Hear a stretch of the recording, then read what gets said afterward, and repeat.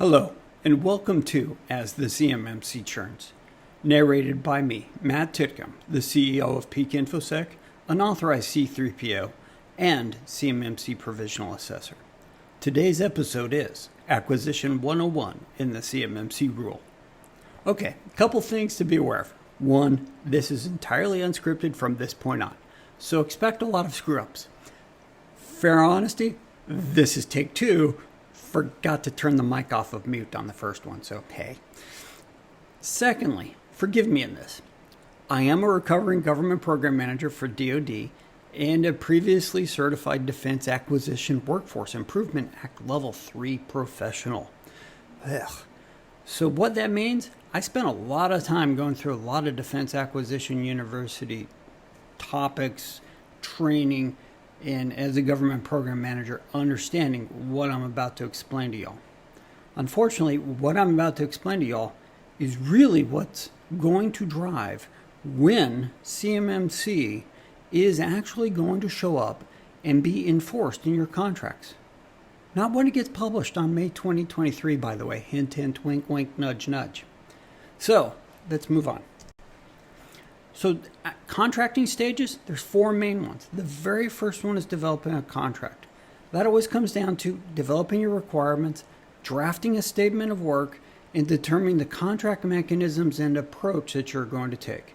This is a team effort. It does not happen overnight. It is not easy, and it is typically stuff you all in the defense industrial base will never see.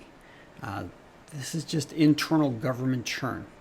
The first time you guys in the defense industrial base actually ever see a contract would be in the request for information stage.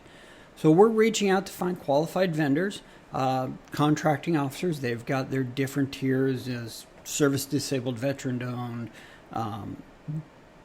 minority owned, etc. They're always looking for certain quotas they've got to meet per their requirements. Plus, then also trying to find that right team or a set of teams that are going to be capable of doing the work that's needed. Part of this is also, hey, we're trying to validate some level of cost estimating we're going on here and trying to get an idea about comparable work that may have occurred out there when we're gathering all of this information. Now, all of this eventually leads up to the request for proposal stage. Now, this is actually when we're saying, hey, give us your proposal. We need your cost. We need your way ahead, how you're going to do this. And eventually this leads into actually awarding a contract. Now, the majority of the work then at this point in time now transitions over to the contracting mod phase. Now, this is where we're awarding option years on all services contracts. Very few services contracts are a single year. The majority of federal contracts, especially within DoD, are 3 to 5 years, and if you're dealing with procurement, and some procurement types can go with 10-year contracts. Now, that's modifying the contract, allowing for execution of those option years, putting money against it, changing requirements as things change and all that, and renegotiating because requirements have changed and they weren't quite originally in scope, but it's not worth it to be able to go and restart a whole new contracting effort. That all starts there. And again, that's a lot of work right there on program offices just in maintaining contracts during that phase. Now, while we've talked contract phases, we also need to understand how financially the federal government works. Now, the first quarter of every fiscal year starts on 1 October. Now, Q1 focus primarily is execution and allocation of funds to existing contracts. What? Yeah. So if Congress and the President have done their job, generally, recently, not very likely, you will get one contract allocation, a financial allocation that would flow down via the National Defense Authorization Act.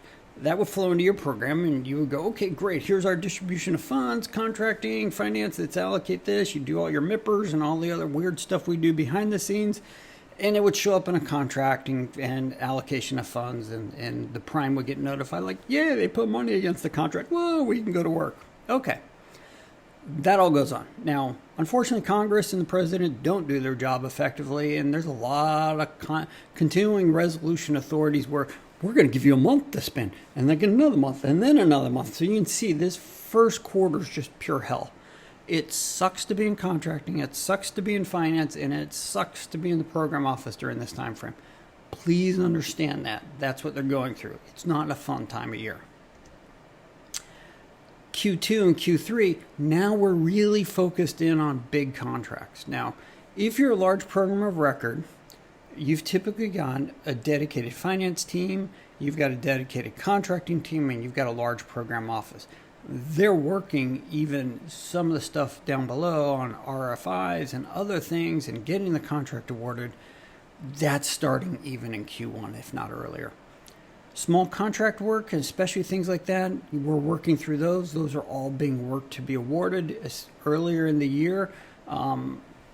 Contracting likes to try and move things as earlier into Q2, Q3 as they can, and you'll understand why, what happens in Q4. Q4 is another painful quarter of hell for everybody. Q4, basically what happens is we're awarding all the small and large contracts. We're buying down next fiscal year with fallout money. You'll see why, because contracts never get awarded the very last day of the fiscal year if they absolutely can. That's a failure when they do. They always want a couple days so they can always throw money against it for next fiscal year. We never want to give you back your money. The government is very effective at spending all of your tax dollars. Just remember that. And then bottom line is all contracts, we're executing against them to make sure they're taken care of. Now, the fiscal year ends 30 September. My face is blocking that, sorry, but that's 30 September, and that's when the fiscal year will end. So when we actually talk, how do these two parts fit together, the fiscal year cycle and the acquisition cycle, let's lay in where we're at today. Right now, as I'm talking to you today, we're in June 2022. We're in Q3. So what's happening with regards to contracts? Let's just go ahead and jump to fiscal year 23 to make it a little bit cleaner and easier, and then that'll lay in what we'll talk about with CMMC. So again, we've got the 4 phases. These aren't mapped against all fiscal years. This is just for your reference in colors. Now, base level contracts, again, they may have been doing some planning in Q1. No. Q2, Q3, typically that's when the planning RFI really starts and is awarded in Q4. Just to be really clear, many base level contracts, it's crammed down to 2 months to 2 quarters. Q4, Q3 are insane at this time of year down at base level. So please recognize that. Please be cognizant of that when you're working with your base level contracting teams. They have a very hard job at those times of year. And then it goes into then sustaining the contracts. Now, programs of record, when we're typically dealing with a sustainment contract, it's typically a known contract. We've got a defined statement of work. We're rolling forward. It's a lot easier work. We're just updating pricing and stuff like that. So typically this may start that fiscal year. Most times we're even stretching this out as a program of record into fiscal year 2022. Now, procurement contracts. These contracts are the contracts of hell. These typically will start at an 18-month life cycle before award, because we've got to go through a lot of planning that even before what you see here is develop the contract, we've got to develop the cost estimates. We've got to put all this into program execution funding so we receive the money to do this. So many times we started this work 3 years before we're even planning to award the contract. Now, that develop the contract, again, typically about 18 months is about the normal. You're going through that RFI phase. You're now going through the RFPs. And again, you're trying to target award sometime in Q3, Q4. Again, this is an option that if we have additional money available at the end of the year, we can burn it, throw it down against it, so we can buy down next fiscal year's and use next fiscal year's money to do something else. Very good at spending your tax dollars, by the way. Now, how does this affect us in CMMC? So again, kind of looking at the same thing. We've got the same rules we've got today, and we now know, theoretically, the CMMC Interim Rule will drop sometime in Q3 of fiscal year 23, about a year from now. It will go into effect immediately. Okay, let's talk about it going into effect immediately, because it's not. Here's what's going to happen. Base level contracts, when that hits and goes into effect immediately, it will not impact base level contracts. It will not impact large level sustainment contracts. It will not affect large program procurement contracts that are to be awarded in fiscal year 23. As a program of record, if DoD was to drop a brand new acquisition requirement that's unvalidated, that I've not accounted for my RFI, my requirements, and I'm having to put that in and compete against it, first thing I'm doing is I'm going to be telling DoD that they're number one. You can interpret what that means and tell my contracting officer to disregard. They're putting the program at risk because it's grounds for protests, it's grounds for all types of bad things, and it's most likely going to cause me to lose money and lose time on my schedule. My senior acquisition executive will not allow it, so the whole thing right there will not occur for anything in fiscal year 23. Good news. I had a chance a few weeks ago to chat with Stacy Bosjanek at CMMC Day Conference, and acquisition professional. We chatted through this. She's in violent agreement. Do not expect any action on CMMC for fiscal year 23 contracts. Again, contracts awarded in fiscal year 23 will not have anything for CMMC in them. Well, wait a minute, Matt. But CMMC's hitting in fiscal year 23. Correct. And it's going to impact that program of records next fiscal year contract. So when we're going through figuring out RFIs, we're starting to put in and go in effect that we're now looking at it in that next program of year record. So what should we expect? The reality is CMMC really goes into effect in fiscal year 24. Okay, so let's sum up. CMMC Interim Rule is expected in May 2023. And DoD has no plan to incorporate any fiscal year 23 contract awards at this time.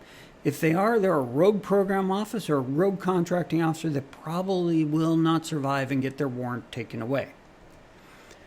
It will show up in fiscal year 24 contracts. It's going to first show up as an RFI in fiscal year 23. Non-binding, just referential information. Where are you? Are you certified? Do you have plans to be certified? What about your tier 1 team? What about those underneath your tier 1 primes? Blah, blah, blah. Expect all that. Expect it as a requirement in RFPs for fiscal year 24 contracts. And then third, expected to be a source selection and incorporated in as a part of the choices for technical evaluation criteria for calendar year 24. That's when it will really take effect. So if your business isn't ready for fiscal year 24, you're at risk of not being able to play. That's the bottom line from your point of view as a defense industrial-based contractor. So, when do we need to be certified? This is a question we get asked all the time. Let's give you an answer for what we know today. So, if you're an early adopter of Prime, you want to get certified now and between now and December of 2023. You need to be able to walk into that fiscal year 24 contracts CMMC certified, leading a team of either CMMC certified contractors or at least a mix. Small primes and tier 1 subs, you're probably going to be targeting late next fiscal year, next calendar year. June to March, obviously earlier is better. If you're trying to target March 2024 and we come in and we give you a POAM, suddenly that March 24 date is no longer sustainable. You're now at risk of being dropped from the team and not having a contract, and then, consequences. So again, plan for POAMs. Just simply say, plan for POAMs. And then assuming DoD increments the inclusion in contracts afterwards, they kind of ramp up, which is kind of what we've heard. Plan June 2024 for everybody else. Start getting into it. This is definitely not something that you can avoid doing. CMMC and getting ready for NIST 800-171 and going through a certification event is not something you can do overnight. I don't know of an organization that can. I don't know of an organization that does. And anybody that says we can get you CMMC certified in 2 to 3 days is a snake oil salesman. Sorry, we've watched major companies through this, and it typically takes at least a year. It is hard work, it takes commitment, and it takes leadership involvement. So again, start planning this now. We'll talk more about that one in later churn sessions. So again, thank you for joining us for As the CMMC Churns. I'm Matt Titcomb, and we'll see you next time.